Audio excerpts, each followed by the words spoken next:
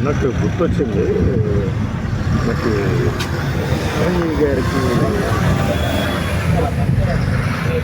రాష్ట్రపతి పదవితో ఉపరాష్ట్రపతి పదవితో ఎంపిక చేస్తున్నారని హడావిడి చేశారు కదా. అది ఆలోచిస్తూ ఉంటేనే ఇంకేం మాట్లాడొచ్చా అని ఇంకోటి గుర్తొచ్చింది. ఆయన సింగపూర్ ఎక్కడికి వెళ్తున్నప్పుడు ఇన్ఛార్జ్ సీఎం పోస్ట్ మనవాడు తీసుకుంటాడు, డిప్యూటీ సీఎం గారు. ఏమైంది ఇప్పుడు లోకేష్ గారు చంద్రబాబు గారు లేరు అంటున్నారుగా, అవుట్ ఆఫ్ టౌన్ అంటున్నారుగా. అరే ఇంగ్లీష్లో అవుట్ ఆఫ్ టౌన్ అంటే అవుట్ ఆఫ్ కంట్రీ అన్నారు. మళ్ళీ ఇది కూడా తెలియదా అని బయలుదేరకండి. ఏమైంది మరి అది? ఎందుకని ఈసారి రాయట్లేదు మరి అట్లా?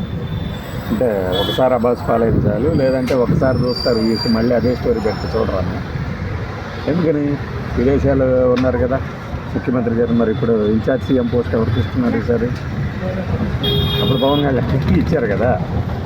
మరి కొత్త సంవత్సరంలో ఆయన ఉపరాష్ట్రపతి రాష్ట్రపతి పదవి ఇస్తారా చిరంజీవి గారికి?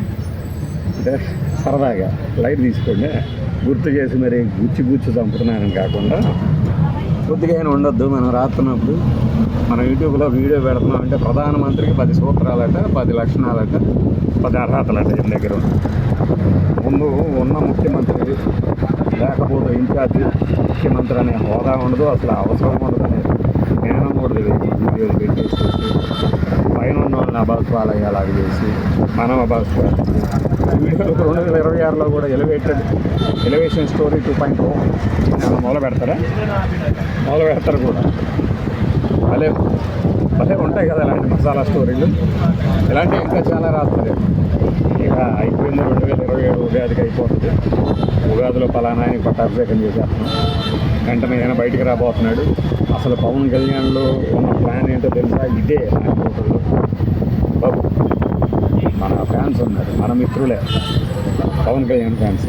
నా చూసావా ఒక సినిమా ఓపెన్ అయింది అంటాడు.